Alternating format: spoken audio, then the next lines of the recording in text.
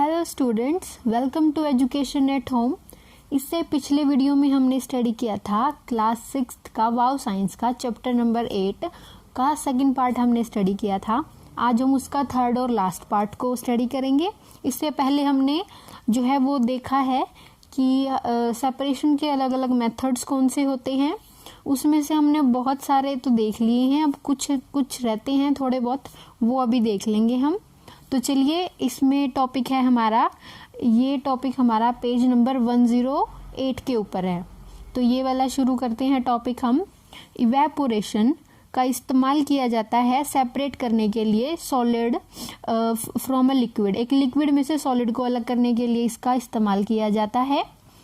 The dissolve solid must be stable and to heat and not decompose.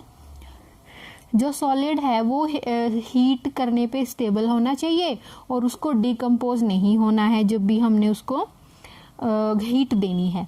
The water obtained after distillation is called distillate. जब पानी जो है distillation के बाद हमें मिलता है उसको हम डिस्टिलेट बोलते हैं। डिस्टिल्ड वाटर बहुत ही ज़्यादा प्योर वाटर होता है। We can not drink that. हम उसको पी नहीं सकते क्योंकि उसमें कोई मिनरल ही नहीं होता, हमने सब कुछ उसके अंदर से निकाल लिया होता है। नेक्स्ट टॉपिक है हमारा सेपरेशन ऑफ टू और मोर लिक्विड्स। अब हम जब दोनों ही चीज़ें लिक्विड होंगी तो हम उनको कैसे अलग अलग करेंगे। तो इसमें जब दो लिक्विड से ज़्यादा का मिक्सचर होता है तो हम फ्रैक्शनल डिस्टिलेशन का इस्तेमाल करते हैं। इस प्रोसेस में क्या होता है, इसमें बॉइलिंग पॉइंट्स अलग अलग होंगे दोनों लिक्विड्स के। जैसे क्रूड ऑयल के मिक्सचर में से जो लिक्विड होता है टोटल, उसमें बॉइलिंग पॉइंट्स के आधार पे सारी चीज़ों को अलग किया जाता है। ऑयल रिफाइनरीज इस मेथड का इस्तेमाल करते हैं क्रूड ऑयल से और सारी चीज़ों को अलग अलग करने के लिए, जैसे डीजल, पेट्रोल, कैरोसिन।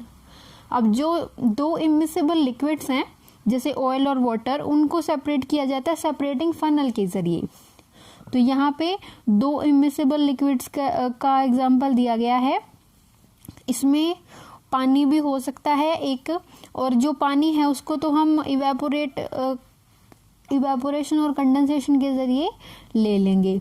जब ये दो चीज़ें मिलती नहीं है कई बार, तो हम उनको अलग अलग करके भी ले सकते हैं। वो ये वाला मेथड है करने का। नेक्स्ट टॉपिक है हमारा टाइप ऑफ मिक्सचर। मेनली दो टाइप के होते हैं मिक्सचर, एक होमोजीनियस और दूसरा हेट्रोजीनियस। तो जो होमोजीनियस मिक्सचर होता है वो जो है एक जैसा, यानी कि यूनिफॉर्म कॉम्पोजिशन हमें दिखाई देती है, सेम अपीयरेंस होती है चीज़ों की। जैसे शुगर और वाटर को अगर हम मिक्स कर देंगे तो शुगर हमें थोड़ी देर बाद उसमें दिखाई नहीं देगी, वो पानी में ही डिसॉल्व हो जाएगी। नेक्स्ट होता है हमारा हेट्रोजीनियस। इसमें जो दोनों चीज़ें हैं वो बिल्कुल अलग अलग कॉम्पोजिशन में हमें दिखाई देंगी। जैसे mixture of sand and water, पानी और रेत को मिक्स करेंगे तो रेत हमें दिखाई देगा, सैंड हमें नीचे दिखाई देगी ना। तो यही इसमें कॉन्सेप्ट है। होमोजीनियस में वो दिखाई नहीं देगा और हेट्रोजीनियस में हमें वो मिक्सचर के अंदर चीज़ दिखाई देने वाली है। नेक्स्ट हमारा टॉपिक है solution and solubility. The sugar and और salt dissolve in water. Sugar और सॉल्ट दोनों पानी में मिक्स हो जाते हैं तो वो होमोजीनियस मिक्सचर है। इस प्रोसेस को डिसॉल्विंग बोलते हैं, ठीक है। अब a solution is a homogeneous mixture of two और मोर सब्सटेंसेस। ये दो या उससे ज़्यादा चीज़ों का भी मिक्सचर हो सकता है। और जो इसके बाद हम देखेंगे द सब्सटेंस दैट डिसॉल्व, जिसको हम डिसॉल्व करते हैं उसको सॉल्यूट बोलेंगे, और जिसके अंदर हम उसको डिसॉल्व कर रही हैं उसको सॉल्वेंट बोलेंगे। जैसे सॉल्यूट शुगर हो गया हमारा, शुगर या फिर सॉल्ट, सॉल्वेंट हमारा वाटर है, और बना क्या एक सॉल्यूशन बना जिसको शुगर सॉल्यूशन कहा जाएगा। ओके, अब हमारे पास सोल्यूबिलिटी की बात आई है तो हमने इसको सॉल्यूशन के तरीके से देखना है कि सॉल्यूशन कितने टाइप का होता है।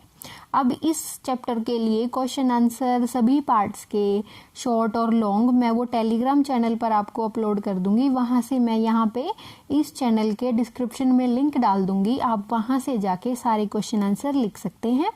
इसके बाद हम शुरू कर रहे हैं इसमें टाइप ऑफ सॉल्यूशन। अब इसमें मेनली 3 टाइप के होंगे सोल्यूबिलिटी के बेसिस पे। ओके, सोल्यूबिलिटी के बेसिस पे हमने इनको अलग अलग करना है। सबसे पहले होगा अनसैचुरेटेड, फिर सैचुरेटेड और फिर सुपर सैचुरेटेड। अनसैचुरेटेड में वो सॉल्यूशन होगा जिसमें कुछ और सोल्यूट डिसॉल्व किया जा सकता है रूम टेम्परेचर पर। नेक्स्ट हमारे पास है सैचुरेटेड। इसके केस में रूम टेम्परेचर पर तो नहीं, उसके अंदर रूम टेम्परेचर पर बिल्कुल भी कोई भी चीज़ है वो डिसॉल्व नहीं होगी। नेक्स्ट है हमारे पास इसके अंदर सुपर सैचुरेटेड के अंदर अगर हम सॉल्यूशन को थोड़ा गर्म करें तो उसमें और भी हम डिसॉल्व कर सकते हैं, तो वो सुपर सैचुरेटेड हो जाएगा। ओके, अब सॉल्युबिलिटी है किसी सॉलिड सब्सटेंस की, वो डिपेंड करती है उसके साइज ऑफ सॉल्यूट पे, यानी कि हमने जो चीज़ जो सॉल्यूट के रूप में डाली है सॉल्वेंट के अंदर उसका साइज क्या है। स्टीयरिंग, यानी कि अगर हम उसको स्टर करेंगे तो चीज़ जल्दी घुल सकती है। थर्ड आता है टेम्परेचर। टेम्परेचर भी अगर हम बढ़ा देंगे, उसका इंक्रीज कर देंगे तो चीज़ ज़्यादा जो है ज़्यादा सोल्यूबल हो जाएगी, उसके अंदर सोल्यूबिलिटी बढ़ जाएगी।